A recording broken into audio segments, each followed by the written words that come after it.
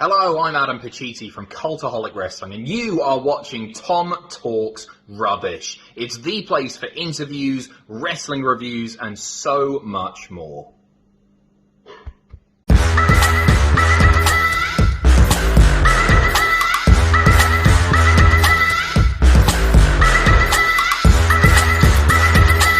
Sure, you subscribe to Tom Talks Rubbish. I highly recommend you subscribe here first. What's going on, guys? It's your boy, Tom Talks Rubbish, and today I'm back with another interview. Concluding What Culture Month on the channel, I'm joined today by Gareth Morgan from What Culture Films and What Culture Wrestling. Hello, hi. I didn't realize I was the last person. I feel like I'm the main event now. This is pretty cool. Well, I've got more feelers out for hopefully some more in the new year, but this will be actually going up on the first day of 2022. Oh wow, that's pretty exciting. 2022, here we come. Yeah, exactly. So, oh wait, no, we're going to be competing with day one. That's not good. That's.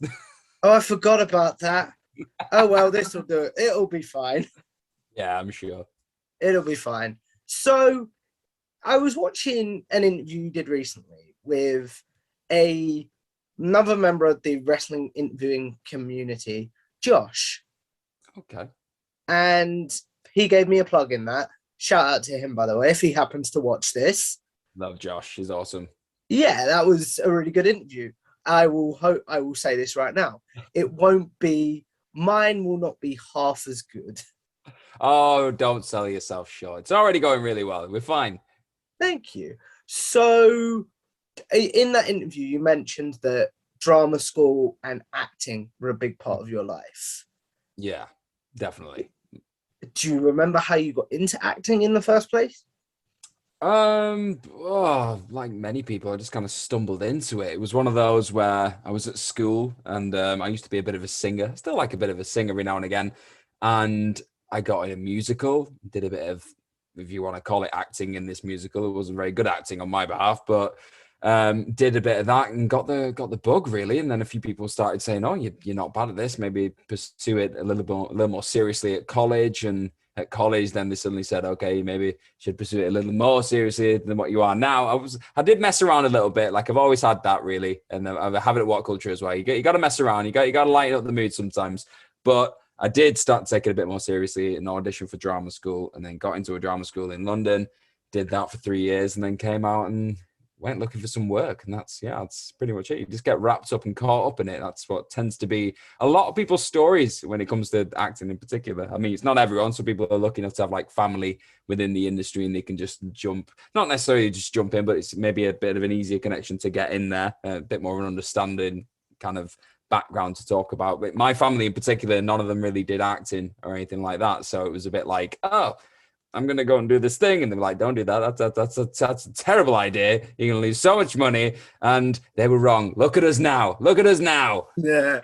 So, as I say, was acting and wrestling two things that went together? Was that a reason that you liked wrestling because of the acting?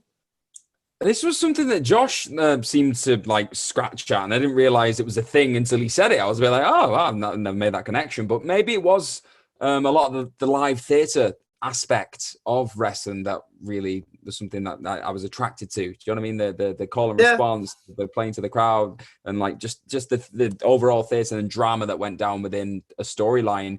That was something that really interested me as a kid. And then suddenly finding that obviously in acting as well, they were two things that meshed together. I prefer theatre to screen acting. I love screen acting in general. Like it's a fun thing to do, but being in front of a live crowd, feeling the electricity, as the guy Dwayne "The Rock" Johnson would say, it's just like nothing else. Like I imagine it's like when the footballer scores a goal in front of like the home crowd and it all goes crazy, like just getting a laugh or just feeling the tension in a room when it's supposed to be there. Like it's just, it's the stuff of beauty. As someone that's done what I would call school play acting, we'll put it that way. Nothing wrong with that. I 100% agree with you. The little bit of acting that I have managed to do, I'm like, yeah, I love this. Like, do you know what I mean? Yeah. Oh, yeah. It's such a rewarding thing. You can get so much out of it. You don't necessarily just have to go into acting with the aim just to be an actor. You can go in it to build confidence. You can go in it to build social skills, communication skills. It's got so many other things within it, like little, I don't know, elements to it that you can apply to so many different aspects of life. So it's really rewarding. I had this question written down later, but just because the conversation's flown, what is the biggest thing that acting has taught you about yourself, maybe? About myself? It really shines a light on, well, it really exposes somebody who's not willing to work hard, I'd say, the industry just in general. And as I said, I kind of early on, I was quite just go with the flow, just fell into a lot of things and didn't really put maybe as much effort in as what I should have done. And then when it got to a certain point, talent's only going to get you so far, similar to wrestling, similar to so many different careers out there. You can only get so far just on being good at something. You've got to commit. You've got to have some drive. And I developed that drive and started to understand that that's something that I need to apply to so many different parts of my life. So I think that was the biggest thing that it taught me, and probably the biggest thing that's been helpful for me in my life. It's just given me a hunger to be good at stuff and to succeed, because when you do put that extra effort into something, it comes off. You feel even better than if you've just looked out on it. So you mentioned there about needing drive and stuff for acting. Do you think that's the same for YouTube, or do you think, I don't want to say any Tom, Dick or Harry can get famous on YouTube, but do you think if you really want to be successful, you need to have the drive to be successful for it? I think there's a certain level of initiative that needs to be there, just to do it for the most part, because it's a career that's being made up as we're going, to be honest, because it's so unprecedented, just like where we're at right now in terms of like people can make careers off putting YouTubes onto the internet and people watching them. It's crazy when you break it all down. It's crazy. We love it, but to do that initially when you're starting out and maybe you don't have a ton of followers and you don't have all this income, the monetization, things like that, it can sometimes be a difficult ask to wake up one morning, I'm going to make content and I'm not going to make any money out of it. I'm doing it because I love it and I've got the passion. I'm going to I'll keep going. That takes incredible mental strength and fortitude just to keep going with your head down, believing that there's an end game, even if you want to call it that there's just goals later down the line that are going to make it worthwhile. And if it's something that you enjoy doing, that tends to make it a little bit easier, because like we like to do what we enjoy in our free time. And if your free time suddenly snowballs into your career, a hobby turns into something that you make money from, I mean, is there anything better than that? No, there's definitely not. As someone that has been lucky enough to interview a lot of people that he looks up to, like your good self, like a lot of the people that I've had on, like, I don't want to go too much into that because I will get very emotional. Like having the chance to do that and this become a little bit of a hobby / job has been like, how the hell did I get here? It's crazy. It's something that you just got to be so grateful for every day, because a lot of people, majority of people, if you really want to look at it, don't get that feeling when they go to work. Don't come out and go, wow, that was really cool what we did today. That was an awesome thing, and it was my job. Oh my god, yeah, you count your lucky stars. I mean, sometimes it's hard. It is hard, and some days are going to feel awful, and you're like, you just want to be anywhere else but there. Every job is going to be like that, but yeah, for the most part, we're lucky. We're the lucky few. Definitely. So, with your acting and stuff like that, what is the biggest role that you have had so far?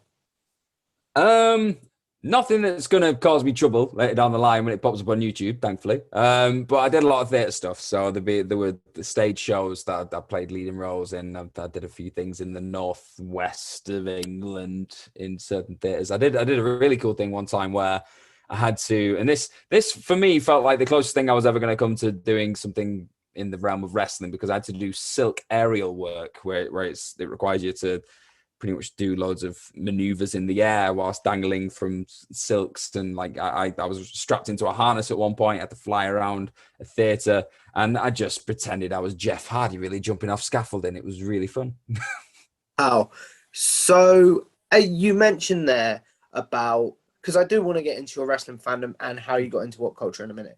But just with the way the conversation's gone, I didn't expect to start out here, but you never know with these things, do We're you? going with it. We're going with it. We're rolling with it. Do you find that because you had experience of, maybe you did, maybe you didn't, of getting, shall we say, a frosty reception on stage sometimes? It depends. I mean, there's two types of frosty, and again, you can link it to wrestling where you have good heat and go home heat. And when you get the good heat and you get the good frosty reception, when you're playing somebody who's seen as maybe slightly more, you don't want to say villainous because it feels like a bit of a two-dimensional brush. But I know what you mean, though. You know what I mean? Questionable. Yeah. People aren't big fans of them. When you get a nice negative response to that, and like people come up to you afterwards and say, "You were just horrible. I just couldn't stand you." You're a bit like, "Okay, I did my job then, so that's fine." But when you get I think frosty, you never really get people coming up to you saying, "Oh, you were really bad," unless they're your parents, because they're just going to be really honest. Like your friends and family is going to go, "I wasn't very good," was it? And you go, "Oh yeah, okay, fair enough."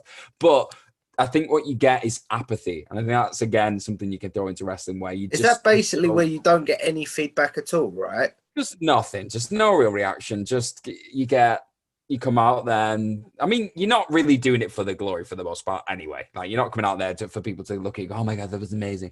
But if you come out and people just go, "I don't know, do you see the other guy? That was great." You're a bit like, "Oh, you kind of want a little bit." Like, I don't know. You want a little gratification, I guess, to a certain degree. So that's happened on occasion. You sit there and go, "Oh, I kind of want to be more memorable." I think that's what's happened on occasion. And yeah, you just take that into the next thing. Go, right, I'm going to give it that little extra 10%, 20%, whatever it takes.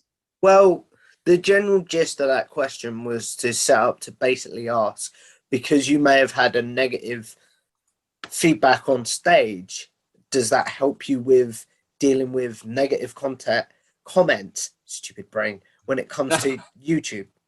Definitely helps with negative content as well, trust me. We'll speak to my bosses.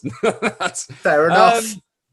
It's an interesting one because I think with acting feedback, I mean, I've had reviews and things like that, which again, is kind of water off a duck's back either way, good or bad. It doesn't really make a difference. Like, it's not going to affect the way you do your job. But I think for the most part, you tend to get face-to-face feedback. So it's very hard for somebody to say the kind of things that would happen or pop up on a YouTube comment section to your face. Like, that wouldn't normally happen in a theater world or even a film and TV, whatever it is, like just an artistic world. It doesn't tend to happen unless somebody's got massive cojones. But in YouTube, I think it's just something, I remember this is when I sat down to have a conversation with the What Culture guys when I was first like looking to get the job. I'd done a couple of articles, and this was back when we had a comment section underneath the articles. I think it went away at some point. Yeah, so that was it. So that was even YouTube. At this point, I wasn't presenting. I'd written things that other people had presented, and I was like, "That's really cool. That's my writing." And it was like that was enough for me. I wasn't really thinking about anything further than that. But you'd see the odd comment under these early on. Like, I had no experience of this, so I'd see these comments under articles that I'd spent hours on writing. And people say, "It's this, there's misspelling, there's stupid stuff." And like, you get all these horrible, like they were the nice ones. You get some really horrible ones as well. And it was a bit jarring at first. I was like, whoa, because you're semi-precious with this work. Obviously, when it's out there, Yeah. and it's for people to decide whether they like it or not. That's, you learn to kind of let go of that to a certain degree. But early on, it was a bit like, oh, okay. I wasn't expecting that. But the What Culture guys are really good in a way of just sitting me down and saying, right, whatever happens in those comment sections, the people who tend to go on there and like go straight for the negative thing and don't really fuel it with any real critique. Do you know what I mean? Any way where you're like, okay, I can understand where they're coming from there. When it's just people being negative, this take a negative, it's not worth the time. Even maybe don't even look at them for the most part. If it's certain things that, in my opinion, are more specifically, let's say, fan focused, in the sense that there's a particular audience that we're trying to accommodate, let's say. So NXT ups and downs, for example, like we had that, and that's something where we had a very specific group of people that kept coming back. We had quite a loyal audience with that. So with the comments that pop up in YouTube there, I'd really look into those and I'd take all that stuff and go, okay, that we can use this. Okay, that's great. That's going down well. That's not going down well. It's almost like feedback. Exactly like feedback. It really is, because it's the feedback you need, really. It's feedback from your audience. So they're the people who are making this all possible. So you've got to really understand what they're enjoying and what they're not enjoying, or maybe what they might be looking for, like what they might need at that point. But then in certain other videos when it's just us messing around on a podcast or whatever, which is still great to listen to and you're really enjoying it, it's fun stuff. If somebody just goes, oh, we hate Gareth and his stupid beard, it's like probably not worth looking at this comment section. So Fair enough. To that to a certain degree, I guess. So you spoke about getting into what culture and stuff, but before we dive into that, how did you get into wrestling in the first place? As a fan, I mean. Good question. Really good question. It was a weird one. I feel like I may have said this on random occasions over the couple of years I've been with What Culture now, because like everyone always has the story, the thing that got them into it. But mine wasn't like, I didn't really have any family. I had like a cousin. I always remember there was a cousin who watched it during the Attitude Era. And I think I caught the back end of it in 2001 with him a little bit. But again, I wasn't really interested in it. I just kind of saw it happening in a room one day and thought, it's The Rock, that's cool. And I wasn't really that into it. But then I think it was around 2004. It was just after WrestleMania 20. My dad somehow, from a guy at work, giving him a videotape. Yes, a videotape of WrestleMania 20. And it was not a very legal videotape. I'll just say that much. And okay, I get you. It was one of them. It was like, quiet this day. You like this? I'm like, well, okay, cool. And he put it on, and he didn't watch it. He just give it to me, and I was like, great, cool. And I watched it start to finish, and I was entranced, absolutely hooked. Rey Mysterio in his Flash outfit. I thought Brock Lesnar versus Goldberg was the stuff of legend at that point. That answers a follow-up question. I'm not gonna lie. We'll ask away. We gotta go. Come on. I was literally just going to ask you, as someone that didn't have a knowledge of wrestling, is that the right phrase? At that point, no, not even close to a knowledge of wrestling. 2004, not a clue.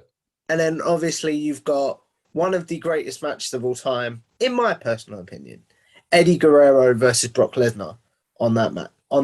Sorry, well, Eddie Guerrero. That was No Way Out. Angle. Yeah, I meant to say. No, but you're right, because it's in that storyline. So you got the Eddie Brock one was just before it, and No Way Out. The Kurt Eddie one, I meant to say, as well as the Triple Threat, which is great, but obviously a bit icky to talk about. Yeah, it is, and you got the big moment at the end with the hug, and it's difficult to watch back now, because that is such a sacred WrestleMania to me. That's my in to wrestling. So that event's sacred to me. I know there's some questionable stuff on it at times, but it's so sacred to me.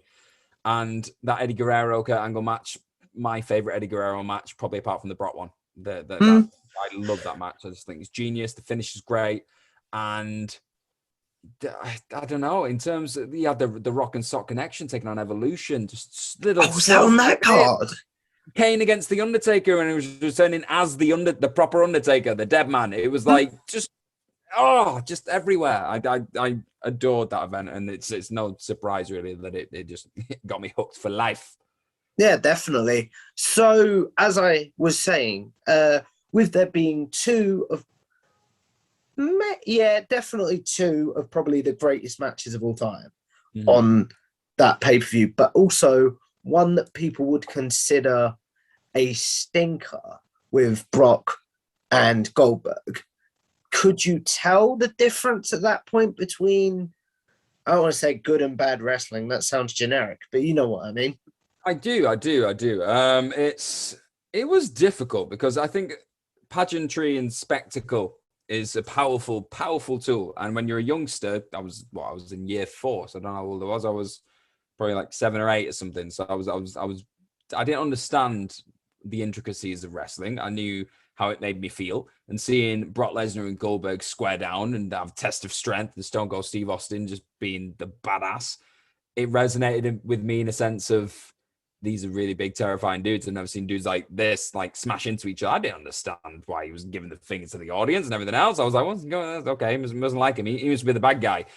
I had no idea. Yeah.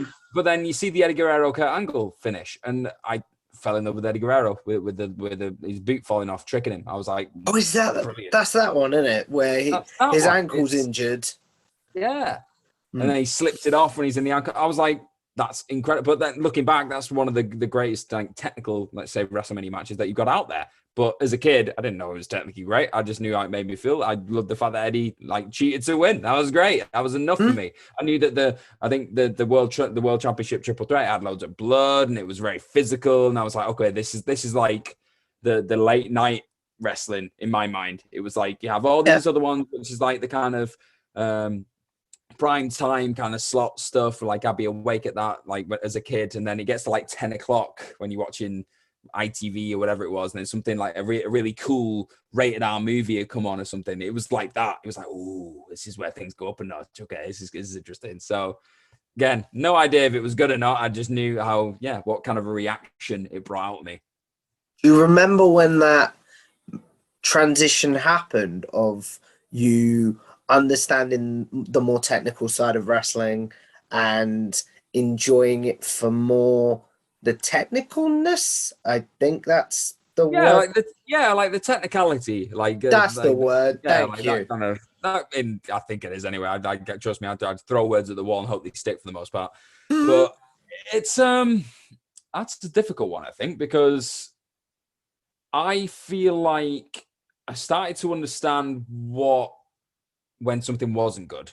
I think that I started to think that's clunky, or that's it's just not resonating at all. And I wanted to understand why that was. I'd say that was probably, I'd say it was around the kind of punk era, the summer of punk, just before that. I'd say like maybe a year or two before that, I was starting to think this isn't clicking with me. There were certain aspects of the show in the mid card, the main event was feeling stale. I was a bit like, this doesn't feel like it did when I first started up, because I had that first couple of years from like 2004 to 2007, 8, where you had the ruthless aggression, like youngsters pretty much taking all the brass rings and going mad, and it was great. You had this 3 or 4 years where it wasn't the Attitude Era, but in terms of actual in-ring ability and characters, there was still loads to play with. And then after that, it all just kind of flatlined a little bit, and then Punk happened, and I suddenly got kickstarted back into life, and I was like, well, why did that happen? Why is this giving me this kind of response? Oh, because it feels legit. Oh, because he's brilliant at wrestling. Oh, and it was all these little things that started falling into place, going, okay, this is why I like this guy. So with this point of view, I'll try and examine other things now and see what I like and what I don't like. And it's like slowly snowballs into that. Obviously, I was a fan of What Culture as well. So like coming into the What Culture channel and listen to the guys give their feedback and analyze things, that started to make me reassess the way I was looking at wrestling and really what was my taste. I still don't know. Specifically, I don't understand 100% what my taste is at this point. Sometimes, some days I'll watch something and go, it's terrible. I hate that. Why am I even here? Well, this is dreadful. And then I could watch something incredibly similar the next day and suddenly enjoy it. There's so many little tiny little details and just little things that are just, if they're not set up in a certain way, they're not presented in a certain way, it just doesn't click with me. I think everyone is like that right now. We've got so many different kinds of wrestling to watch. There is, I know it sounds so cliche and generic, but there's literally something for everyone now. So it's like, it's a great time. We've not just got WWE from 2008 to 2013, 14, when it was just the same kind of relentless stuff. We've got AEW, which is just the variety show of all variety shows right now. WWE, you've got at times great wrestling on NXT 2.0. I would die on that hill. There is still some great wrestling going down on that show at times. At other times, we're not going to talk about it. And the main roster, there's still some stuff on the main roster, man. There's some Becky and Charlotte. Okay, finish aside, at Survivor Series was great. I love that match, and I've still not seen it. Dude, treat yourself. Treat yourself. That is a up until the finish. I won't. If you don't know the finish, like I won't spoil the finish, but it's that felt. It didn't skew too far into the real fight feel where it feels. Just because they have all this heat now, don't they? That's it, exactly. But they still worked. Do you know what I mean? They worked together. It was still a wrestling match. It just had that extra heat, which is speaking of Punk, it's what Punk and Cena had. Do you know what I mean? Where it's that thing where there's a bit of real life stuff here, but they're still working and they're using it and they're using the spice to make a really nice dish. I get you. So as we continue on your sort of wrestling and What Culture journey, what is your current consumption of wrestling weekly now? Weekly? Oh, that's a good question. That's a very good question. I'm one of those kind of people where I'll work and I'll tend to have, unless I need to watch it to do something. So if I need to watch it to like podcast about it or something else like that, I'll watch it, do my notes as I'm doing it. But for the most part, if it's stuff where I'm not directly commenting on it in terms of doing an ups and downs or any form of review, I'll kind of have it on there in the background. So I'm like writing away, doing whatever, and I'll just have that there. And if there's specific moments I need to see and watch again, I'll just fire it up on YouTube. I want to watch CM Punk MJF promo war again. That's going right back on YouTube, and I'll sit there and go through it and analyze it, and it was great. But Most of the year? No, it was just It's up there. It was pretty good. It was pretty good. But like today, for example, like I woke up and I watched all of NXT 2.0 and I wrote the ups and downs article as I was doing it. So I kind of had all that set up and I write it away as I'm doing it. And I needed to obviously watch that all the way through whilst actually working. But let's say tomorrow when Dynamite's on, I don't necessarily do any immediate Dynamite feedback. I don't do the podcast. I don't do ups and downs or anything like that. So I'll just have it on and do whatever work I'm doing that day. And I still get to watch Dynamite and I still get to do my work. It's pretty, saying it out loud, it's pretty not a bad job. Yeah, as we were saying right at the beginning of this interview, the kind of, mine isn't even a job because I'm not monetized, but the kind of it'll come work that we have managed to fall into is like, you do have to blink sometimes and go, am I awake? Is this my life? Madness. It's a joy. Honestly, it's a joy. Even when it's hard, it's a joy. So I think that says a lot. So are you someone that just tends to watch every bit of wrestling he can? To a certain degree, I wouldn't say I'm like somebody like, I feel like Andy Murray watches literally everything that's going down in Japan. I don't know where he gets the he hours does. in the day. I had him on and we dark. talked about that extensively. Incredible stuff. Like you go into the office with him, and I was still working directly in the office. I'd go in and I'd like be tapping away, having a chat with everyone, and then he'd just suddenly go into like breaking down this random match that he'd just seen in New Japan or like All Japan or whatever it was, and it just shows all these incredible moments. And I was like, where do you find the time? I find it hard enough to cram WWE and all that just long spanning programming. Yeah. And AEW, and then maybe a bit of Impact every now and again. Like it's like that's hard enough for me to try and stay on top of that and stay as like, because on a Saturday morning, me and Phil will do all the news for now Rampage and SmackDown like together. So we watching those like just that on a Saturday morning. You're like, bro, it's brain fry for me. So yeah, that massive. I would take my hat off, but I don't want to expose my bald head. But the cap is off for those incredible few who find those hours. So what are the shows that you do keep up with and have to keep up with for your job? And then is the one show that, say you were working, I hate saying normal job because what you guys do is a regular job, but like you were working in Pizza Hut or something. Do you know what I mean? We've all been. You were working a 9 to 5, let's put it that way. Yeah. Yeah. What is the one show you'd be like, oh, I've got to watch this week? I'll be on Dynamite, definitely. Dynamite's the one. It's appointment viewing. Dynamite. You've got to be there and be ready. Purely for FOMO at this point. It's a real thing. Like you get a serious fear of missing out just from if you miss a week, if you've got a holiday or whatever it is, and you come back and you miss the Dynamite, it's like catastrophic. I had that with Punk's return. I was in the Isle of Wight. Oh my guy, I'm so sorry. I was like, oh, what? Like, because it had been rumored, and I should really stop talking about myself. I do apologize. Oh, talk away, my friend. Come on. It's like I was in the Isle of Wight, and I think we were on the beach at the time, and I was just strolling through Twitter, and it was like, I'm sorry, what? Do you know what I mean? Madness, mate. It was like all weekend, wasn't it? And it was just bubbling. It'd been bubbling for weeks, obviously, but it was like it's gonna come. It's gonna. I was out. I'd actually. I'm not gonna toot this on, but I was on a date, and I ended up staying out, and I had to. This is behind the curtain. I had to rush back home, obviously, to do the news in the morning, and it just passed. Like, it was on my mind, obviously, coming into that Friday. And it just completely went because I'd been a busy boy, and then I got back and sat and just turned on YouTube, and it was there, and I was like, oh no. Yeah. It happened. And I just sat there and just watched it all and over and over. Me and Phil, literally that morning, took like an extra 20 minutes to prep for the video because we were just like, can we watch it again? Yeah, Watch it because again. literally, Come on. and we've gone off on a massive tangent. Oh, let's do it. Let's do it. That's how interviews are supposed to be. They're supposed to be Yeah. conversations where Exactly. it was literally, we had this dodgy Wi-Fi in this caravan we were in. And it was like, oh, I got to come over here now because the Wi-Fi works, but it's dead on my do you know what I mean? I'm losing the voice of the voiceless. Help. Bring it back. So going back to obviously your good self, you said that Dynamite is appointment viewing for you. Definitely. Dynamite. I feel like Rampage and SmackDown I have to watch my job, but I probably would, if I was going to choose them, they'd be two that I would probably definitely keep up to date on. It's a tough one because I feel like New Japan does have a lot of good stuff that it throws out, and there's still But a there's lot of wrestling, my friend.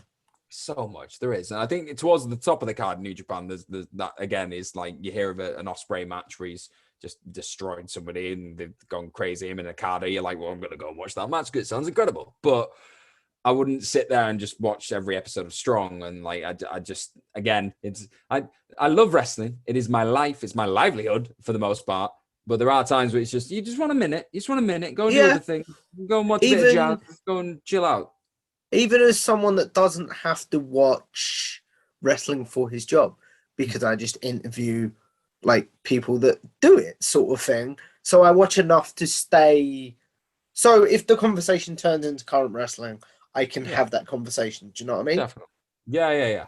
So even someone like me who's like that, I'm like, okay, this is enough now.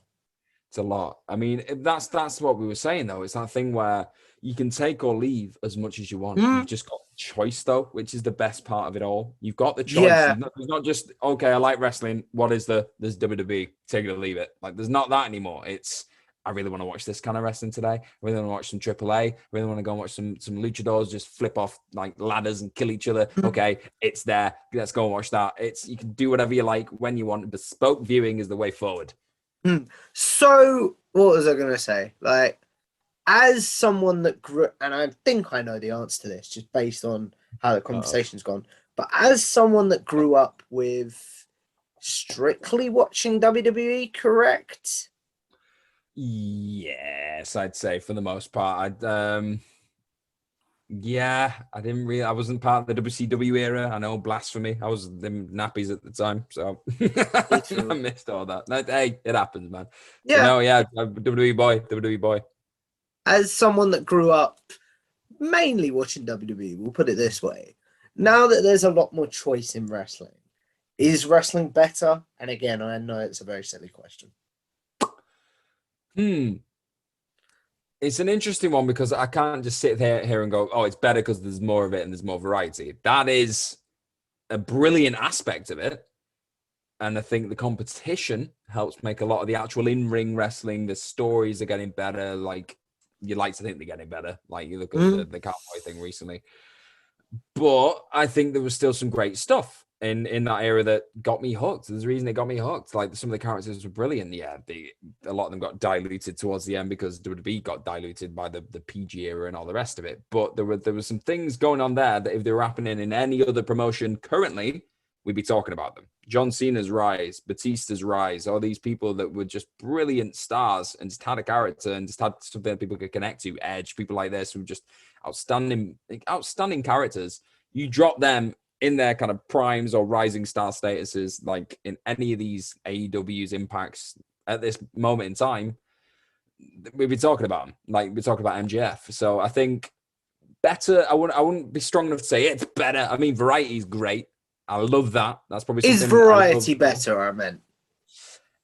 I'd say yeah. I'd definitely say yeah. Variety is better in general because it just means more people are happy, more satisfied. But going back to what you were saying about there still being some very good stuff, do you think that gets overlooked because people were like, the only wrestling I've got to watch is WWE?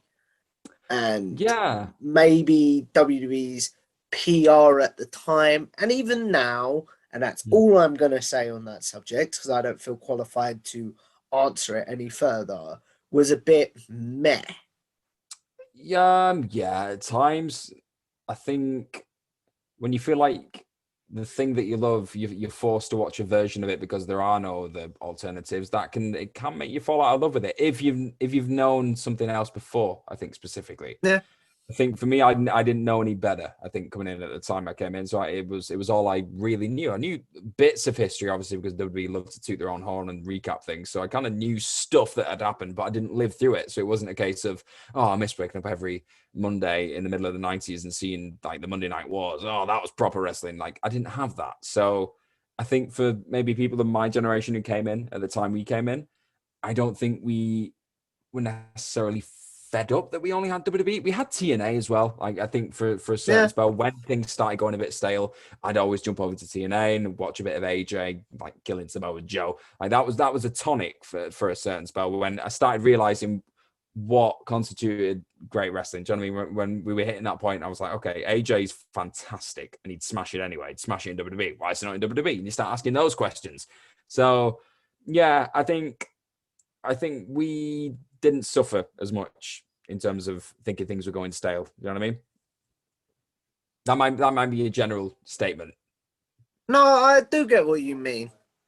Like, basically, not that you look back on that era with rose-tinted glasses, but like that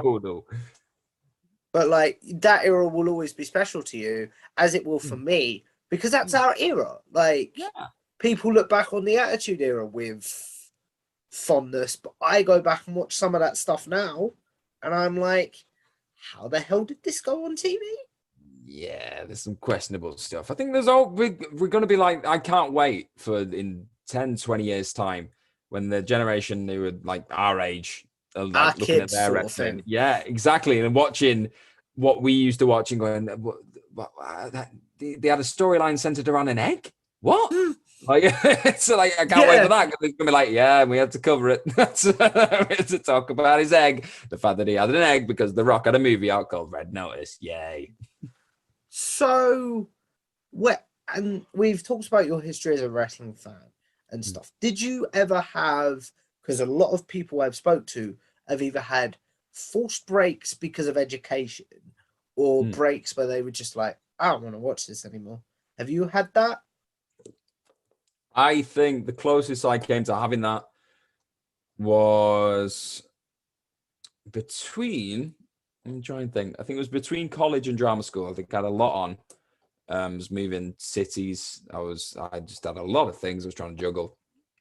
I think I lost a little bit. So there's always like, I think it's between, it's like early 2010s, probably like 2011, 12, no, probably 12, 13. So probably after the summer of punk. So like 12, 13, it kind of, it wasn't as frequent appointment viewing for me at that point.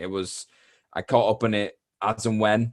So I heard something interesting happened. Like, still obviously that YouTube was fledgling at that point, but I'd still have YouTube and see the old clip pop up and go, oh, that's interesting. I'll watch that. And I think in a strange old way, What Culture sort of got me back on track with it and made me find what I enjoyed about it again and got me invested in it again, like watching Ups and Downs, watching other the news review shows and all the fantasy booking things just made me sit there and go, oh, I can have a bit of fun with this. I can fantasy book thing. And I didn't necessarily have loads of people in my life that were avid wrestling fans. I grew up with some people at school who tolerated it, for want of a better phrase. Okay. They watched a lot of SmackDown with me. I always remember that because we'd finish on a Friday. We finished the school week and it'd be on Friday night SmackDown, like 11, 12 o'clock at night. We thought it was really cool staying up late watching SmackDown. So we'd do a bit of that. But as I got older, as I got college, drama school, that age, we were stepping into that, oh, it's not cool. We're going into that neck of the woods. So I always held it very close to my chest. And if someone kind of found out my dirty secret that I like wrestling, it was one of those things where you have to think on the fly and see how that person reacted. If they reacted quite sometimes you get a really respectful reaction. Somebody goes, oh, I used to love wrestling. What's going on now? And like if I could give any advice to anybody, if you stumble upon somebody who's a wrestling fan, don't just go with the whole fake thing. I mean, I feel like I'm just preaching to the choir, obviously, but it's go with just if you've got any connection to it, just ask them what's going on. Even if you don't give a toss, just ask them what's going on, because that's the bet. Even if you know that someone's just humoring you, it's a release. You just go, oh, this is happening. Oh, you might know this actually, and then if the conversation starts, great. If not, if someone just goes, oh, that's cool, no harm, no foul, on with your day, and you feel better for somebody at least acknowledging that you're not some kind of nut job for enjoying, which is pretty much live theatre. Which again, in the acting world, if somebody criticizes you for watching wrestling, it's a bit like it's what we do, just with more flips. I don't understand. I think you said that in the Josh interview. Yeah, it is. It's exactly what it is, though. It's very heightened Shakespeare-esque, like drama at times. Like it is. Like you look at some of the real epics, like the real dramas that we've had over the years. I know I keep going back to the Hangman story, but that's something where it's probably been told in more of a periodic. No, I'd say more of like a televised style. In obviously it's on TV, but you know what I mean, like a TV series where you get these little snippets happening week in, week out, because wrestling lends itself to that. It's not been like this big like thing crammed into just a month's build, which sometimes works a treat. But with this, it was like a long epic Shakespeare thing just unfolding in front of our eyes. And now he's probably gonna this is gonna come out on the 1st of January. So Bryan Danielson is the new AEW World Champion. There you go, spoiler. That's that's gonna happen. As much as I don't want to see Hangman lose the belt at this point, I'd love to see what I would call a-hole Bryan Danielson with that belt. The dragon spitting fire. That would just be, it'd be so apt. The American Dragon wins at Winter is Coming. He melts the ice. That'd just be... Especially if, and we'll know by the time this goes out, so we won't spend too long on it, if he cheats to win, similar to how Kenny did. And that becomes almost like I've seen this on Facebook, so I'm not going to take credit for it, but it becomes like a tradition. You never know. It could do. It could be one of those things where if he does cheat again, he might cheat in a similar style to what he did when he beat AJ Styles for the WWE Championship. Remember with his last run when he did the whole low blow thing? Fun. That was fun. Hey, that was funny, but he couldn't go to Saudi, so they just did it on SmackDown. So, what was I going to say? So, believe it or not, my friend, we've been going for just over 40 minutes. No way. It's flown by. It's been that's gone really quick. But we'll go for a bit longer, if that's okay with you. Why not? I got time. How did you then get into What Culture? You spoke about them getting you back into wrestling a bit more. How did that happen as a fan? And then how did you get into What Culture as a content creator? It was an interesting one. It was a slow build. It wasn't a case of just flicking on YouTube one day and going, I could do this. This is great. Like it was, I was a fan for a couple of years. I couldn't tell you specifically how I stumbled upon them. It was a case of YouTube sensing what I'd like and then getting it bang on because it's terrifying artificial intelligence monster. Oh yeah. And got it right. And it was great. I was introduced and I was like, this is great. Wow. And it was obviously the first lot of What Culture lads who were the group I was kind of brought up on, and that's in that kind of a point in that period. I know what you mean. Yeah, you know what I mean? Like it was, and like I enjoyed it. It got me hooked. It was great and it was good fun. It made me feel like it was okay, like being my age and being a wrestling fan still, and like not doing it because it was a family thing or anything like that. It was like, oh, we can just be lads our age having a laugh. I'm doing drinking games, watching that. That was a mind blow for me. But like drinking games, watching wrestling.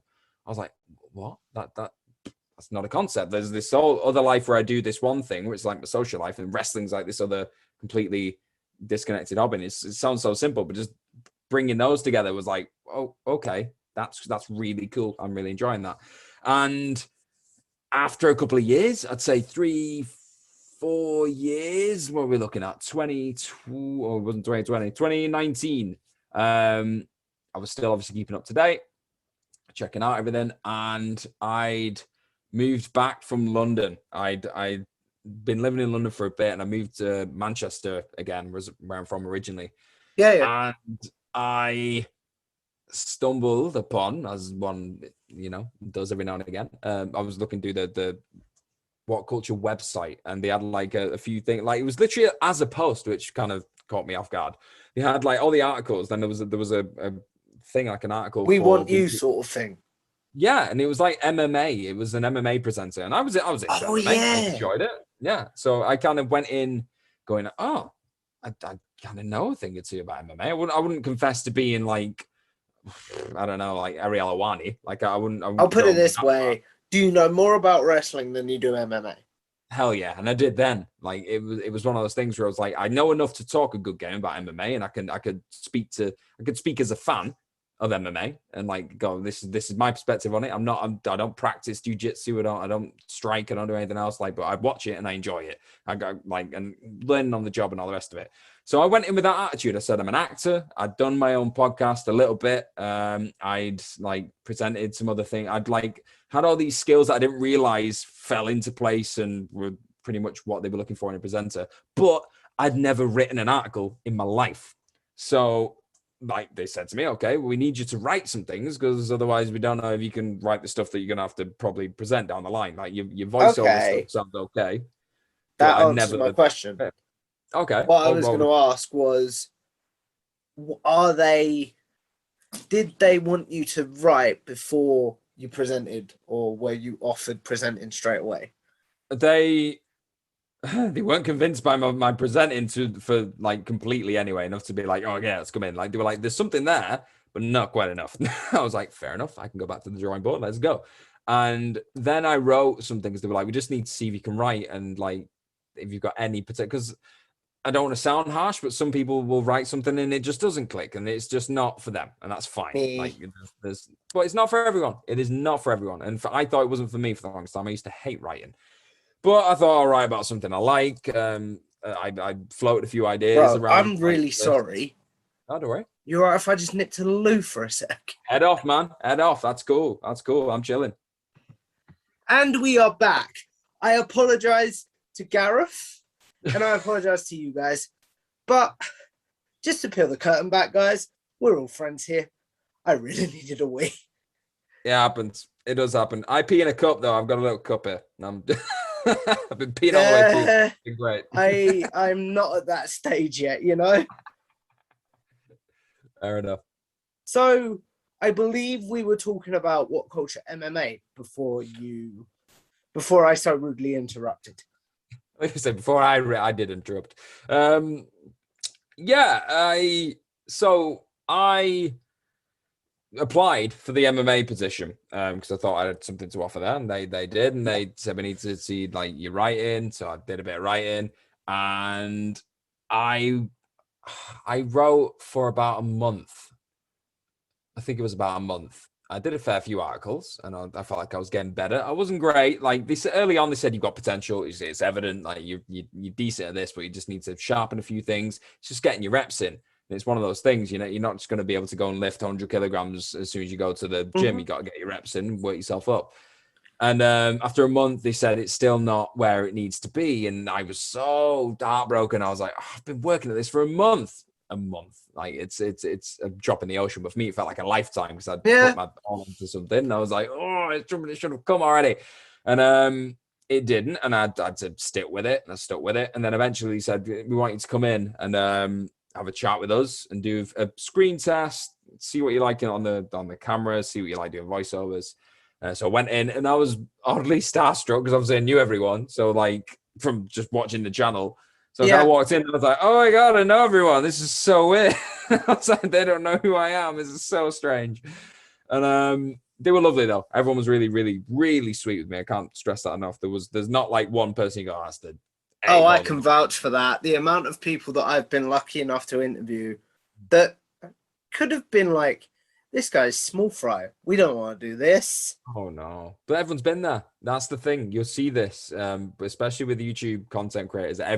Everyone has been in the exact same position, so that everyone's just so open to chat, really, about how to get everyone up. Trying to like open I think Samoa Joe said it recently when he was talking about like bringing people in from TNA. It's like you get into the club and then you run to the back of the club and open the door to let your mates in. That's what we're trying to do. We're like, you can come and do it as well. It's great. Like that's the attitude. But everyone was great and everyone was really cool.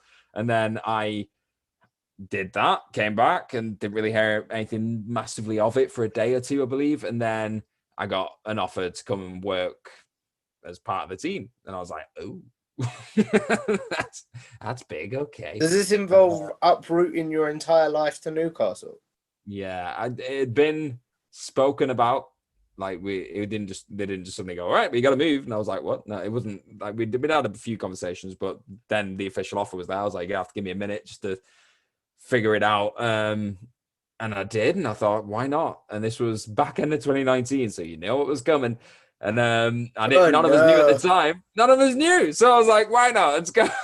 And I went at the start of January 2020. Had a good couple of months. Again, it was big learning curve because it's just a content machine, and it's so quick. You can have all the fun in the world while you're doing it, but it's quick. And I had to figure out my pace and figure out all that out.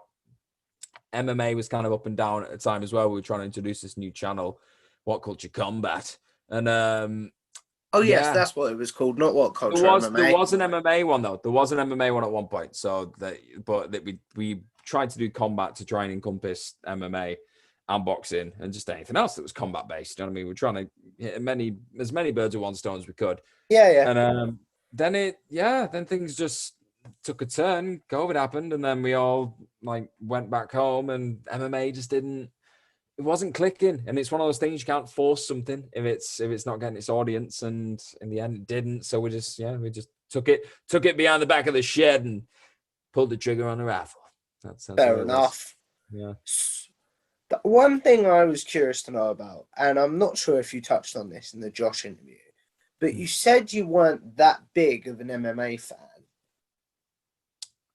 It was a funny one. I'd say I was an MMA fan to a degree. Like I knew what was going on the main card. Like I kind of, for all the numbered UFC events, I kind of knew what was going down. Yeah. I had a few friends who were really into it. And we just we were in Montreal once. I used to do an events job where I used to travel the world doing like sports events.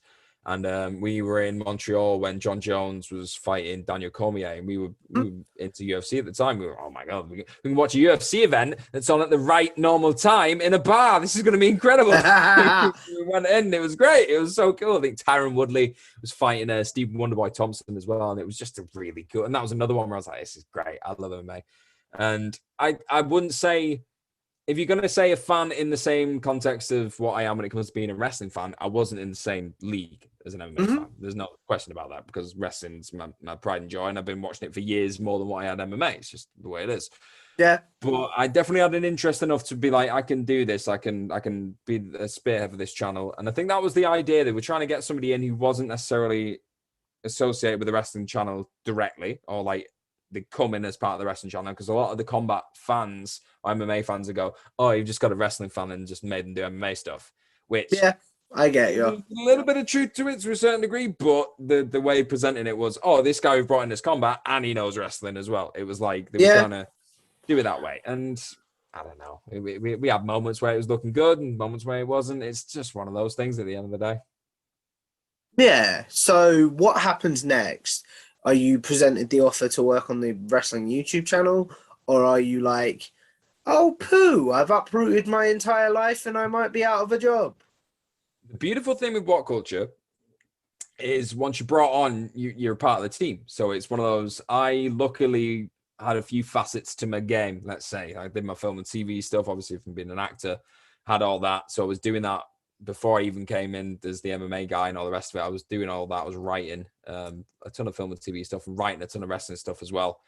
So they knew I had that kind of knowledge. So they brought me in as like a full package deal. So when MMA kind of fell off, I had those questions. I had those doubts. I was like, uh-oh, that's my USP gone. And I had those conversations, and they said, no, you're here because you do other things. Like we did the football channel. I know a fair bit about football as well. They were like, you fit into a lot of different places around here, so you're fine. Don't worry. And I became a bit more of a vocal presence on the wrestling channel. I think I found my footing. I think after, because again, it's intimidating to a certain degree, not because of the guys. The guys were great, but it's intimidating to a degree because these guys are so experienced. Because they built it from the ground up, I suppose. Exactly that. They've built it, and they've got a formidable amount of knowledge on wrestling compared to myself, I'd say, just because they've been doing it in this arena for a lot longer.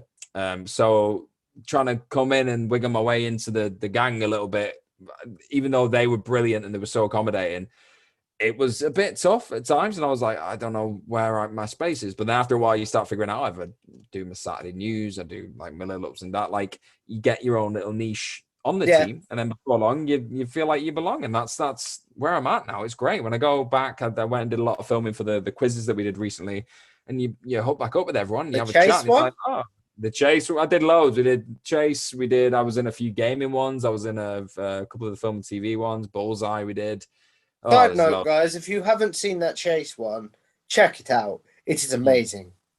Yeah, the chase is pretty good. The chase is pretty good. So that was I fun. interrupted you. I do apologize. No, don't worry. Hey, don't worry. If you're interrupting us to tell us that one of our videos was good, that was my fault for speaking. Trust me. But yeah, that was fun, and it's just the fact that like there's certain people that you don't necessarily. I didn't when I was there. I didn't really cross paths with often. Like Miller wasn't in the office often because he was in London. It's just the way it is, and like he does similar to what I do now in terms of working remotely. And seeing him when we were back, we were having a chat, and it's like, dude, not seeing you like 2 years. It's great. So have you moved back to Manchester now? Have I? Yes, I'm in Manchester. Yeah. Okay. There's behind the curtain. Because you were uprooting. Because we talked about you uprooting your life. I did for about. Oh, it was an interesting one because I did for that first 3 months. I was in Jesmond in Newcastle, and then the thing happened. I stayed there for another month or so, and then it started getting I was living on my own. I lived in an apartment on my own, so it was a bit like, oh, it's not great this. So I moved back to Manchester for a little bit in the first lockdown, and then I moved back to Newcastle to a different place with some people, which was very important. In September, I think it was end of August, September. Stayed there until April, May time this year, and then I just bit the bullet and said to the guys, I was like, I'm staying on board. What culture's doing through, but I think I'm just better going back because for the way we were in terms of lockdown and everything else, I just didn't feel like I'd got my roots in Newcastle. Wasn't feeling 100% comfortable. Just the company were great. My work life was fantastic. I just didn't have a social life, and that was a bit. You gotta have both. You gotta have the balance. So oh, definitely. That's what it is. So yeah. You spoke about having a work and social life there, and I apologize. We probably will go for another half an hour. That's fine. That's absolutely fine.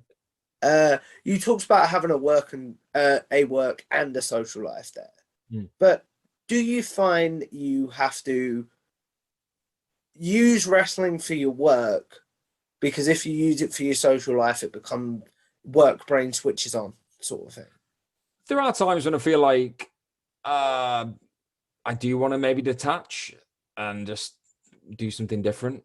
Like I watch a lot of films as well because of my job. I love films. I'm a massive film buff and I'm an actor, like all the rest of it. I adore films, but sometimes that can feel like work as well. So it's trying to find things that genuinely feel like switching off. Even gaming at times doesn't, because you always have an inkling that maybe there might be something where you're required to talk about gaming. They'll hear about that you play games and they might be like, you know what, Gareth, you could do. It happened with the FIFA one, but I like that to a certain degree again because it's stuff that I like. So it's hard to feel aggrieved by that, but it's one of that, like, just go into a place that plays live music and just listen to that and knowing that, oh, this is fully not for anything. This is just for me to watch live music because I don't write about it. I don't present about it. It's just like it's a first world problem. That's not sugarcoat. Oh, definitely. We were talking. First world problem. This has been the theme, like just how lucky we both are. I think. Oh, hell yeah, and that's it. And it's just finding it's being fair to yourself and saying you work hard at what you do. What you do just happens to be a really fun thing. But you do work hard doing it, so you deserve to just have those times where you just have a breather and just even if it's just spending time with people and just chatting to people about completely different things to what you do. That can be I think my grandmother used to always say, sometimes a change is as good as a rest, and just hearing about something that's completely different to you, or whatever the world is that you're like a part of at this point, can just be so enriching. So yeah, always find time to do that. Mm-hmm. So you talked about films there as well, and with your acting background and stuff. I want to get into how you prepare for videos and stuff in a minute, but did you find that as an actor, like I've spoke to a lot of wrestlers that have become wrestling content creators now, and they find that they struggle to review wrestling because they know how hard it is. Was that the same with you with films because you know how hard acting is? Oh, definitely. That's a great question. Definitely. I feel very personally connected at times if I'm harshly criticizing something, because I've been there. It's a really, it's a fine line. You've got to be critical to a certain degree because it's my job. It's my job to be critical at times. Yeah. Like they're the hardest things to write. I'll always say that they're the hardest things to write because I want to be fair, but I also want to be honest. And you just got to balance that. I think with wrestling, I don't, even though I do sometimes find it hard to say terrible things, like, or not terrible things, I say something just isn't great or like just not to my liking. So I do find that hard because I'm like, there'll always be that one person who reads it. There's a chance the person who reads it, it's about them. They can feel really bad, but I hope they can find some critique within it that helps them get better. Criticism. Exactly that. So I always strive for that, just to give them something they can use. Maybe, I mean, why would they listen to me? I'm not qualified in the slightest, but if they can find something, great. But in terms of the film and TV stuff, it's I much enjoy the nice lists. Yeah. That even exist, where it's like the greatest films of the year. And it's like, oh great, I got to talk about how much I love something. Or like a review. I did the Shang-Chi review and I absolutely adored I that love movie. Shang-Chi. That was the most fun because I was just stood there going, "It's a great film. This is great. That's great. That's great." And even the stuff that I didn't think was great, I was like, "It could be great if we do this." It's like they're the good ones, and I enjoyed doing that. But yeah, in terms of it's tough. It is tough at times. Again, first world tough, but tough at times to slam or like say something's not good. I've like written about things that have people in them that I know, and that's hard because again, you want to be impartial and like if they're great in it or they're not great in it, you just want to try and give it like the fair feedback it deserves. Yeah. So one thing I am curious to know, like as someone that doubles on both channels, What Culture Films and What Culture Wrestling, if What Culture came to you and said, look, we need you to specialize in one area, what area would you choose? Ooh, you're a mean man. You're a mean man. I ask the hard questions. I can't help it. That's a good no. That's Elwani levels. That's try and they both have the strong points. Do you know what I mean? It's Definitely. It's with the film and TV. I feel like it keeps me connected to that acting world. I do like still dabble, and I do kind of that fire still burns always, as a Killswitch Engage would say. So that's there. Do you know what I mean? Like that I love that because it keeps me clicked into it. But then with wrestling, I feel like it's a very pure thing, and that was a love of mine before acting, which is very strange to say now because acting became a career for so long. But it was a love before that. So I think in terms of the channel, in terms of like the camaraderie that I get out of it, and not to say that people on the film channel there's no camaraderie, but I think with the main channel, a lot of us have all got other facets to our games where we specialize in other areas, but we just all kind of love film. We all kind of, it's the home base. Not only we all come there, high five each other, and go off and do other things. That's what I see the film TV. It's like the mothership almost. Exactly that. It's the mothership of What Culture. So I love that. But if we had to specialize in one, it would be wrestling because I feel like it's a little troop of misfits that all love the old bumping around in tights malarkey. Fair enough. So you, two more areas then I want to cover, and then we'll do a segment that I call generic questions, and then we'll wrap this up. I'm so excited.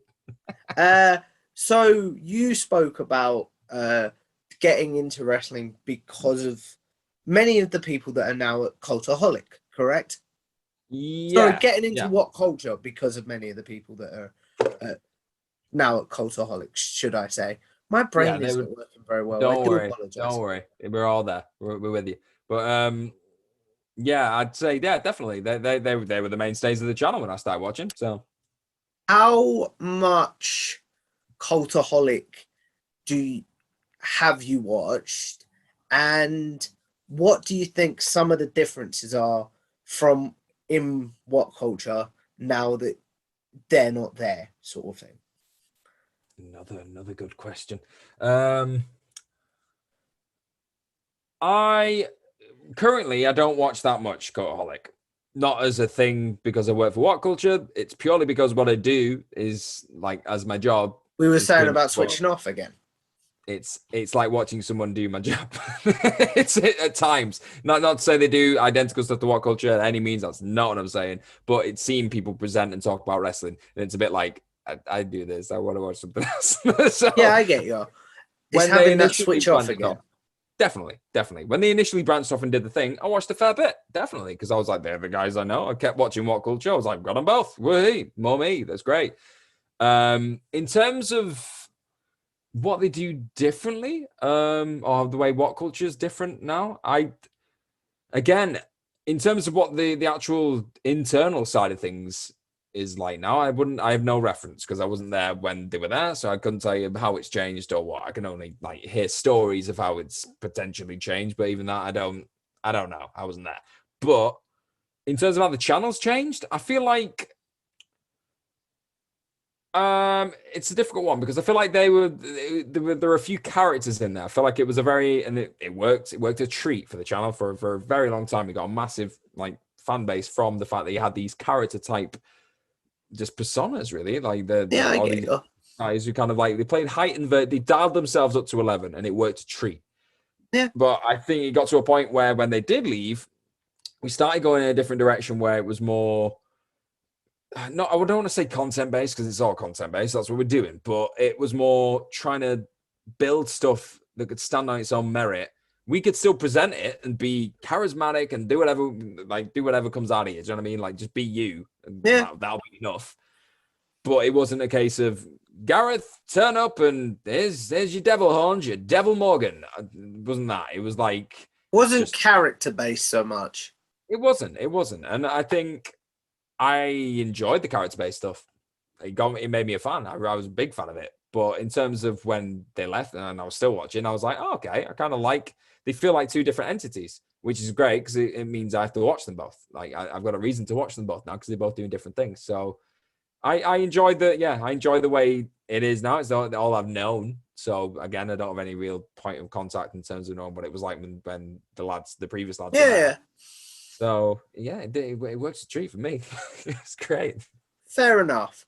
Then, if we go into like your preparation on when you're doing voiceover or writing or stuff like that, what is your preparation?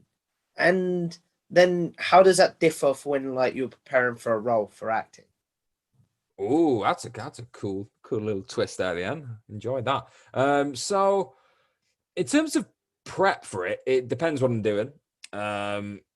If it's an ups and downs, for example, I'll write the article for the most part. If it's something I'm like obviously like committed to in terms of writing the article, I'll do that. But then I'll also write notes at the side of it as I go. So I end up churning out like 5,000, 6,000 words in 3 hours, just getting all these things out, and then I'll have those as just a touch base thing. So I won't like write out a script necessarily. I'll just have this happen, that happen, that happen. And then I'll just kind of switch the camera on and just talk through it. I may have a few little things. So I'm like, that could be funny. And I'll try, oh, that could be cool. That could be interesting. And like, just throw it on there. Sometimes it stuck. Sometimes it definitely didn't. And then in terms of that had its own stuff because it had gimmicks that we like throwing in there. Like we had the yellow highlighter stuff. We had the Gargano meter, all these little things where myself and Chris, who was awesome. Chris was the editor for and it's the ups and downs. We chat and go back and forth, and he'd throw ideas at me, I'd throw ideas at him, and we just get all these. The squash zone became a thing because I said, "Oh, we should do." There's loads of squashes, which would just we'd break the counter right now at NXT 2.0 because there's that many squashes.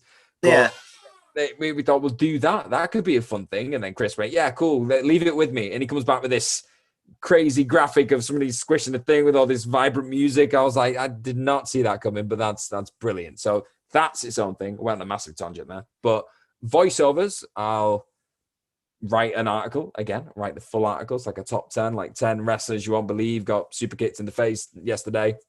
I'll write the article. I'll write it in the style of script. So I'll write it like I'd say it if I was to say it on YouTube. Everyone's process is different, by the way. So this is just how I do it. I'll then just kind of cut it a little bit so it fits within like however long we want that video to be. And then I'm a sight reader, so I've trained at like obviously drama school to sight read, so I can like if something's in front of me. What is that? Sight reading is literally if I was to pick up a book, I could like read it to you and like kind of just quite confidently do that. Like some people might I'm find dumb, that so I don't know things like that. Don't. It's a stupid acting term that I probably just assume too many people know, which don't. It's not useful in any form of day-to-day life. Trust me. So I do that. Like I still make mistakes a lot. So there'll be times we have to like re-record a line 16 times because I can't say the word melon. It happens. And I'll do that. That's for voiceovers. Trying to think what else. When it comes to news is a fun one because that changes every day because we don't know what's going to drop. Sometimes it's really easy. You could call it easy news where it's just stuff that's happened on the show. And it's like, oh, Brock Lesnar's come back and he killed Sami Zayn.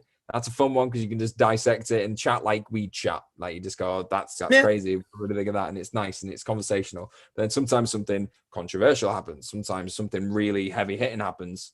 And you have to. I have a question about that. Go at it. What you spoke about with Josh having to cover controversial stuff and it not being in like the job description when you applied for the job, right? Yeah, to a certain degree, but it's one of those where I wouldn't know how they'd phrase it to put it into the job interview. Do you know what I mean? It's not one of those things where they go, okay, you do news and sometimes bad stuff happens. No, I get that. Yeah, but like, as you didn't know, did you have to develop your own, I suppose, strategy for covering controversial stuff? That's definitely the word. A strategy, a tactic, or a game plan. In terms of doing it in a way, every story was different as well. You don't just have a blanket thing where it's like, this is controversy, approach it like controversy. Some are more severe than others. Some things need to be handled with a lot more care. Some things you can have an instant opinion on because, let's say, the rest of the wrestling world has similar-ish opinions. It's one of those things where you got to take in all the information that's available. I think that's the most important part of it. You take in everything that's there. Don't just go off assumptions. Don't just read one line of it and then just go off on a massive rant. Read everything that is available and come to your own conclusions. Some things don't require an opinion. I found that as well. Sometimes you're just there to deliver the news. Sometimes something's happened. Your job, someone's clicked on this video to find out what's happened. Deliver that. If it's something where it's like something that's happened on a show and it's just a match, people probably want to hear a little bit of an editorial, a bit of what you think about it, a bit of spice down to the old things. But if it's like the Ric Flair plane ride from hell, for example. I think we covered that. I think me and Phil covered something about him getting taken off an advert straight after it. And again, it was one of those things where you just go, this is what's happened. This is what we think of it. It sounds like what many people think of it. It's not great. So I don't know. Let's move on. Was that something you struggled with?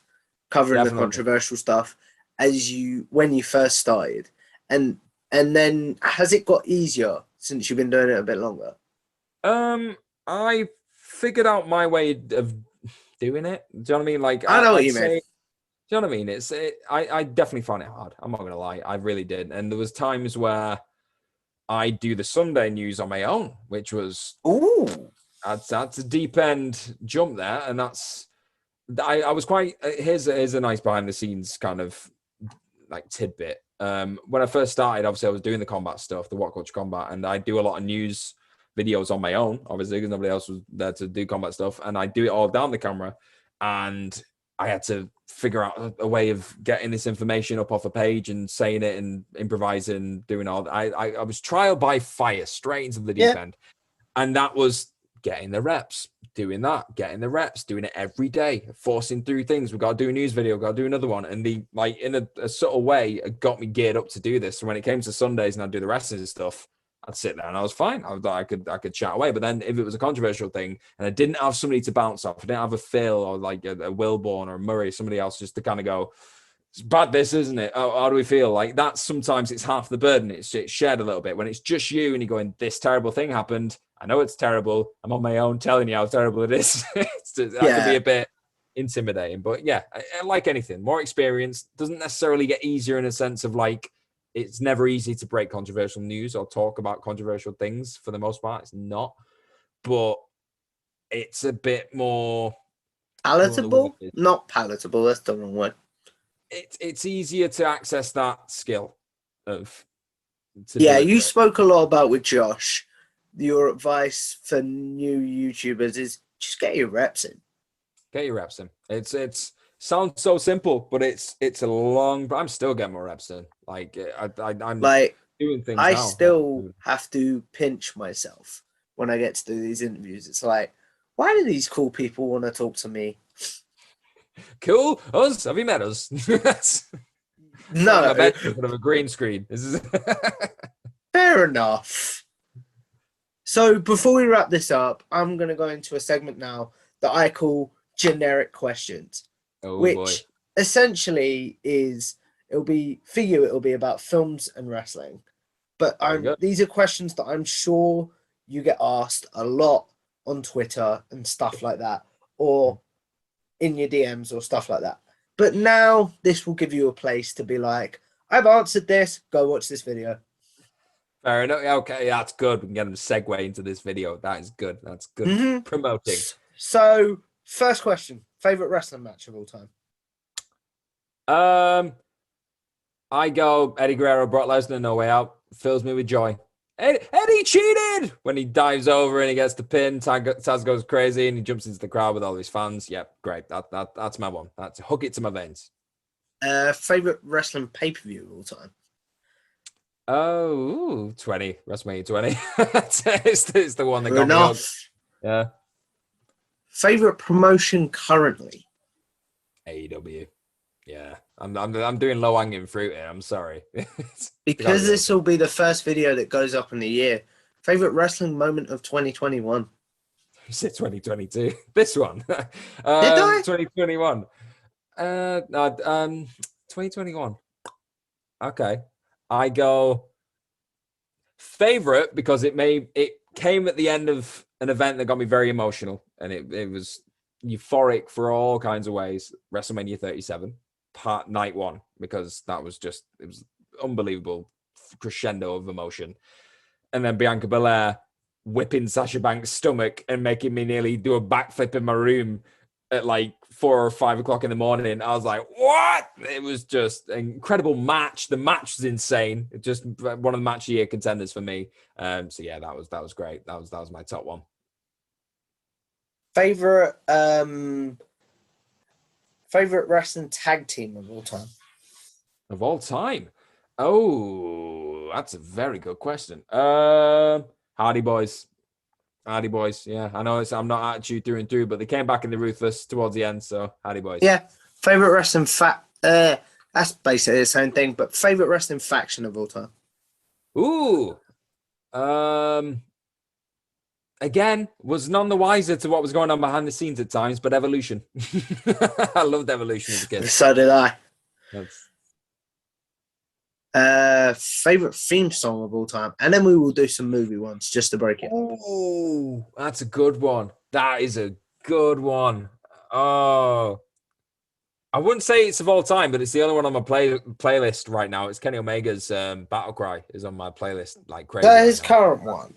That's the Battle Cry. I love or that. current at time of recording, because he may change it when he returns. He might do, but yeah, at time of recording, Battle Cry. I am the Battle Cry. It's so good. Please don't get me taken down. I'm sorry. Oh, that was a tune as well. Phil, that was Phil. Oh no. That's bad. That's bad. That was a tune as well. It might be okay. You might be okay. They might not watch it. AEW are pretty good. They're that's it. Anyway, favorite superstar of all time, and then we will do some movie ones just to wrap up. Superstar of all time. Batista, I think he was another one. Okay. Yeah, big bold Batista. I was all about that rise to the world championship. And yeah, he had me forever. Even when he came back and demanded that we give him what he wants, it was great. He was my favorite as a kid as well, so I fully agree with you on that one. He's the guy. Favorite movie of all time? That's so mean. I asked the mean questions. I apologize. The one that makes me happiest when I watch it is A New Hope. So the first Star Wars, obviously. That's favorite acting performance of all time? Oh, so hard. Oh, favorite. So yeah, not necessarily the best, but my favorite. It's still probably one of the best in my mind. I love Tom Hardy and Bronson. That was one of that either in Bronson or in Warrior are two of the ones that made me want to be an actor, like properly, like to pursue it professionally. Yeah, so, yeah, they were big ones. This is a bit of a strange generic question, but favorite acting role that you've had? Oh, I played a guy called, and it's a player that's never been done since. It was written for us. So I'm actually in the. If you were to go and buy the play, my name's at the top of the like things when it says who's in it, the cast list. So that's pretty cool. But he's called Psycho, and he was roughly based on like the kind of character, weirdly enough, lives very close to where I am now, who lives near Media City. It's like a new development that raised up in the middle of Manchester, loads of high rise, beautiful places. It's where all the rich people go now in Manchester, but it was built like pretty much in the center of like loads of council houses and flats. And it's all about how that impacted like people who were lesser off and people who had just been let down by the system. This guy was thoroughly let down by the system. He was a bit of a juggy, bit of everything. So I had to lose loads of weight and play a guy who held up a couple at gunpoint in their own flats in the last scene. So it was intense, but the kind of intense, which is, I don't want to say glorious to play because that sounds very creepy, but I know what you mean, though. The kind of, like we were talking about earlier, the kind of acting where you get booed, but you're trying to earn the boos. That's it. It's good heat. Good heat. Movie that you wish you could have played the main character? That is a great one. I am gonna go recency bias because it's my favorite film of 2021. I want to play. I completely forgot his name now. I want to call him Keith, but it's not. He's the youngest lad. It's June. So the young Atreides. I can't think of what his name is now for the life of me. Paul. I want to play Paul Atreides. If I had the hair for it, I'd play Paul. Yeah. Your least favorite acting role to wrap us up that you did? That I did. Oh God. Tree number 3. No. Least favorite. They all have the moments. It would probably be something where I didn't feel like I was properly cast because we had a lot of things in drama school where they just kind of test like where your borders are, let's say, as a performer. I really struggled with what's known as an estuary accent. So it's like it's a soft, posh London kind of voice. You know, like Tom Holland's got an estuary accent. It's that kind of thing where it's like it's posh, but he's got a little bit of Kingston in him. Like it's that kind of thing. I wasn't very good at that at all, and I played a guy who's like a massive racist in one of these plays that I did, and I had to do the accent, and I struggled so much, and I really didn't enjoy every set. Like some challenges you relish, if you feel like you're getting somewhere. I feel like I got nowhere in that one. Fair enough. I didn't enjoy that. I wish I'd asked you this beforehand, but because we probably will go another 5 or so minutes if I ask you this question. But how did you get to do NXT ups and downs? Adam Cleary got fired. No, I'm joking. It was a funny one because that was a long time coming. It was a process with that one. Because Cleary was going up into a different role. He's got a few more responsibilities. He's like the COO now, isn't he? Yeah, he's in that kind of realm. So he didn't have the time to do NXT, and he had to say goodbye to his baby. The sinking ship that was his baby at the time, let's be honest, but not his fault. It was more the show itself was a sinking ship. Cleary was awesome at what he did, and I was a big fan of NXT ups and downs when he was there as well. So he popped up and he said, "Do you fancy it?" And I was like, "Fancy it, but I'm terrified because you've had it for a while and you're pretty damn good at it. And my name's not Simon Miller, so I'm worried." So it took a couple months of like him figuring out a way to like segue out of it. And he also, I jumped in one time and he was absent. So I had a bit of a taster, and I'd done a few ups and downs, weirdly enough, for the UFC events, but that was an odd concept. But yeah, it got to a point, I think it was like September 2020, where he just said, "Right, go kid, have a go, see what you like." And that was, I started off sat down, I was sat at my desk doing it. I thought that'd be a cool, snazzy way of doing it. And after a while, I got fed up with that. So I went and stood up and did it. I had a massive room that I was playing with. And it just snowballed. And it became one of my weekly highlights because it was my baby. Even if things weren't necessarily going. Even if it was your adopted baby. It was my adopted baby. Do you know what I mean? There were times when like, let's say the content of it wasn't great, maybe because the show wasn't great. There were times when that happened. And we were also in the middle of a lockdown. So it was one of those consistent things that I could really look forward to, my project, week after week after week. So it was, I love my NXT. And you never know. We'll see what happens in the future. You might. How did it come to a I won't say end because we never know. But how did it go from then? It's now gonna go on a hiatus, and we're not gonna do it every week. It's a viewership thing. Let's face it, we're a business, and the viewership was dropping, and we had a few spikes every now and again. Takeovers still do well. People still tune in to takeovers. That's the way it is. Like the big marquee shows, you're always pretty much guaranteed some decent wrestling for the most part. And on the week-to-week shows, it got to a point where it was getting so inconsistent, and people just weren't as interested as they used to be. Like in real life, the numbers dropped. So guess what? The numbers are going to drop on YouTube. Numbers dropped as well. Because who's going to watch who's going to want to watch the review of a show that they're not even going to bother watching? It's just not going to happen. So I feel like the actual show itself was getting stronger and stronger and stronger because like we were getting more comfortable with it. We were playing with more things, and it was a lovely free creative environment to play with, and it was great. But it is what it is. We couldn't do anything about the viewership. Maybe, you never know. Like if things do start picking up and it becomes a commodity again, where people really are like tuning in, we've got to watch NXT this week, we'd be foolish not to bring it back. But at this current moment in time, I think a lot of people wouldn't confess to making the time to watch NXT as much as some of the people are great in it. Do you now feel at the point with your ups and downs skills that you, say Simon goes on holiday for a week, could take over from him? Maybe, but I don't know. That's a big task because that man is. I had a chat with him a couple of weeks ago now, and I'm really trying to get him on next year. FYI, he's a lovely guy, but I'll tell you something. When he's a busy guy, he's busy, and that's not just he just can't be bothered. No, that guy. We were just talking about what are you doing this week? His schedule. I nearly dislocated my own jaw listening to the schedule. Like, it was just like madness, and the fact he somehow fits being a wrestler in with doing all these ups and downs. I wouldn't have like my body clock and calendar would be completely destroyed probably from just doing a week. It'd be great. It'd be entertaining.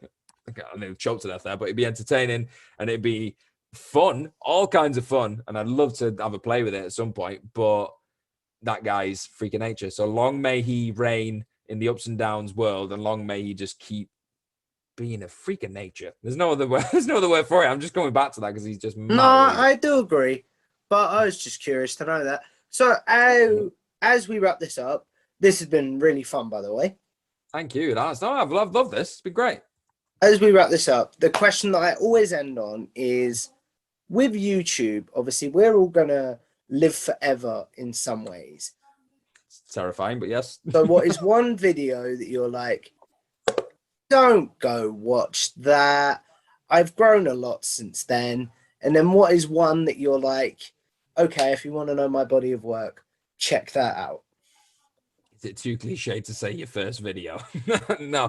I think that's interesting because I put that on the other day on Twitter. I think I put a picture of it because it was like the anniversary of the first video I did with Clear. I think I did a news thing, and even that, like there was stuff there. Yeah, I got help through it. It was a carry job, like he massively carried me through it, but he made me feel like I could do that. So I quite enjoy watching that one back. Weirdly enough, I was like, hey, it was okay for what he was given. There's a few podcast roundtables in those early stages where I did not know how to articulate myself at all. And it showed. These guys could, even if they weren't necessarily interested in the subject, they could still form an opinion. I couldn't at times, and I really struggled in those. Like, we did the roundtables on the actual YouTube channel for a time, and the first couple I did, I was fish in a massive ocean and had no idea. I thought I was going to drown. So those, don't go watch them. They're not good. But in terms of ones, what was the other one, like something to go and watch, a fun one? Yeah, like your body of work that you're proud of that you want people to go watch. There's some really fun ones like we've done over the. I love the podcasts. I really do. I miss them. I think there's a chance potentially we could get back on the old SmackDown podcast in the future. Fingers crossed. Like, we're seeing if a few things can line up. But they're great. They were such a highlight every Saturday when we were in the office. They were great because we did sit there and have a chat. Just have a chat about SmackDown. Like, it's great. What you love, what you don't love. Somebody come in as a guest every now and again. You get Jules coming in having a chat with us. It was It was fun. They were really fun. Then do the lockdown when me and Phil just do them over Zoom, just very exactly like this. We'd have a chat about it. And it was a nice, when you weren't necessarily seeing everyone and you weren't like having that FaceTime all the time, I know a literal FaceTime, like to do that and just sit and talk. And then once you finish recording it, have a bit more of a talk. It was just, I love those. So check out the podcast. They're always a laugh. There was a time I nearly choked to death in the middle of a podcast, and that's probably made for a terrible listening experience, but it was one of the funniest things I think I've done for the company. Fair enough. To be honest, man, I think that's a beautiful way to end it. So obviously, I want to say thank you to Gareth Morgan for coming on. Plug away, sir, before we end this. Plug away. Read all the articles. I think that's something I want to stress, because a lot of us do a lot of writing on this channel. We love the presenting. Absolutely adore getting to come on and like chat and see our faces and hear our voices. But we do a lot of writing as well. And we've got brilliant writers like Michael Hamflet and Michael Sidgwick who just pump out some of the most... Two great guys. Detailed. They're awesome guys, but like the work that they do as well, just as awesome, equally as awesome. So check them out, and like there's loads of good stuff on the website as well. So go and check that out. Other than that, I don't know. I just plug living your best life, get that balance, get those reps in. To be honest, mate, I think that's a lovely way to end it. So make sure you leave a like on this video, share it around, help the channel grow, subscribe to Tom Talks Rubbish. And I will see you in the next one. Bye bye.